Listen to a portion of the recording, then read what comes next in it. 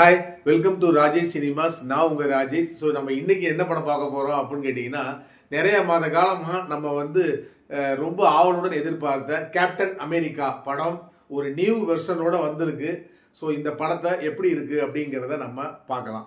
So இந்த படத்தோட கதை என்ன அப்படிங்கிறத நம்ம சொல்றதுக்கு முன்னாடி நம்ம நிறைய பேர் கிறிஸ் ஈவன்ஸோட ரசிகர்கள் நிறைய பேர் இருப்பீங்க. பட் நம்ம என்னதான் இருந்தாலும் கிறிஸ் ஈவன்ஸை நம்ம ஒரு சைடு மிஸ் பண்ண தான் செய்கிறோம். ஓகே, இப்போ நம்ம இந்த படத்தோட கதை என்ன அப்படிங்கிறத பார்த்துடலாம். ஸோ இப்போ இந்த படத்தோட கதை எங்கேருந்து தொடங்குது அப்படின்னு சொல்லி கேட்டிங்க அப்படின்னா, அவெஞ்சர்ஸோட எண்ட் கேமில் இருந்தும் இன்க்ரெடிபிள் ஹல்கில் இருந்தும் இந்த படம் ஸ்டார்ட் ஆகுது. அப்போ ஓப்பனிங் சீனில் என்ன அப்படின்னு கேட்டிங்க அப்படின்னா, நம்ம யூஎஸ் பிரசிடென்ட் ஒரு எமர்ஜென்சி விஷயமா கேப்டன் அமெரிக்காவை சந்திக்கணும் அப்படிங்கிற மாதிரி சொல்கிறாரு.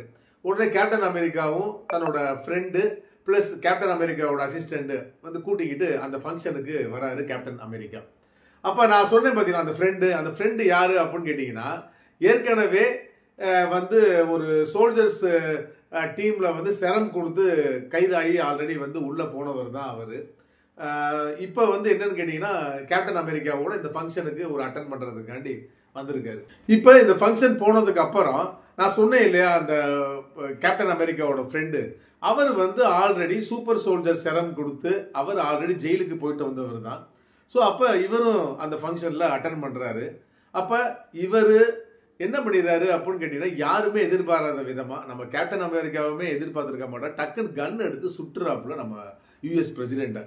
இது பார்த்தீங்க அப்படின்னா பயங்கர அதிர்ச்சி ஆயிடுது எல்லாத்துக்குமே. முக்கியமாக நம்ம கேப்டன் அமெரிக்காவுக்கு ரொம்பவே ஷாக் ஆயிடுது. ஏன் அப்படின்னு கேட்டால், இவர் தானே கூட்டு வந்தது, ஏன்னா டப்புன்னு கவனம் எடுத்து சுட்டுவிட்டான் அப்படின்னு சொல்லி இவரை கைது பண்ணி கொண்டு போயிடுறாங்க அந்த ஃப்ரெண்டை. இதுக்கப்புறம் கேப்டன் அமெரிக்காவுக்கு ஏன் நம்ம ஃப்ரெண்டு எல்லாத்தையும் சொல்லிடுவாப்புல, ஏன் இந்த விஷயத்த சொல்லலை, என்ன நடந்திருக்கும், எதனால யூஎஸ் பிரசிடெண்ட்டை சுட்டாப்புல அப்படின்னு சொல்லி இவரோட மைண்டுக்குள்ளே ஓடிக்கிட்டே இருக்குது. அப்போ இவர் என்ன பண்ணுறாரு அப்படின்னா, இதில் ஏதோ ஒரு மர்மமான ஒரு காரணம் இருக்குது, அது என்னென்ன கண்டுபிடிக்கணும்னு சொல்லி இவர் களத்தில் இறங்குறாரு.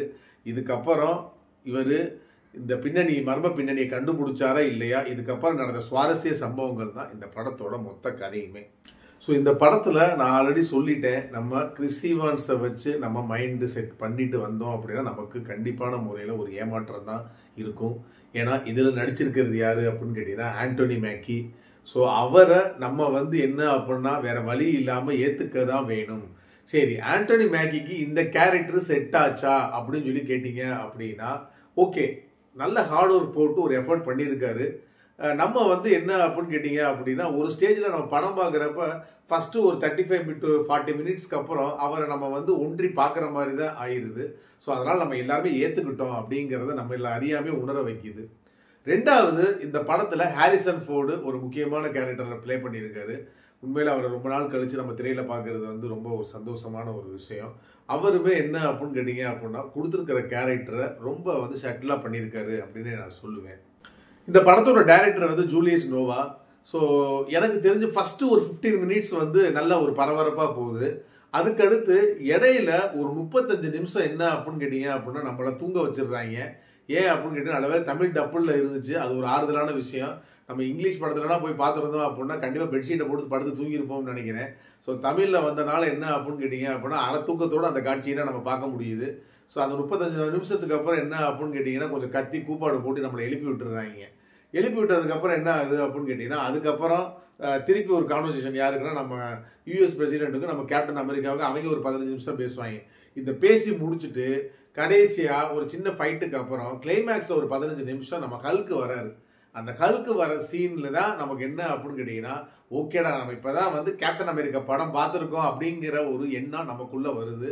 ஸோ அது தவிர்க்க முடியாதது என்னையை பொறுத்தளவுக்கு.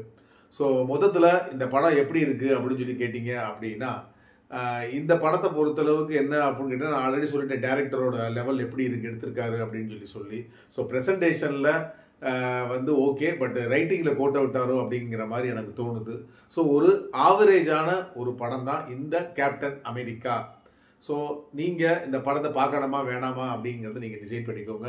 மீண்டும் அடுத்த மூவி ரிவ்யூவில் நான் உங்களை சந்திக்கிறேன். என்னோட சேனலை இதுவரைக்கும் சப்ஸ்கிரைப் பண்ணாலும் சப்ஸ்கிரைப் பண்ணி வச்சுக்கோங்க. இந்த வீடியோ பிடிச்சிருந்துச்சு அப்படின்னா லைக் பண்ணுங்கள், ஷேர் பண்ணுங்கள், கமெண்ட் பண்ணுங்கள். நன்றி, வணக்கம்.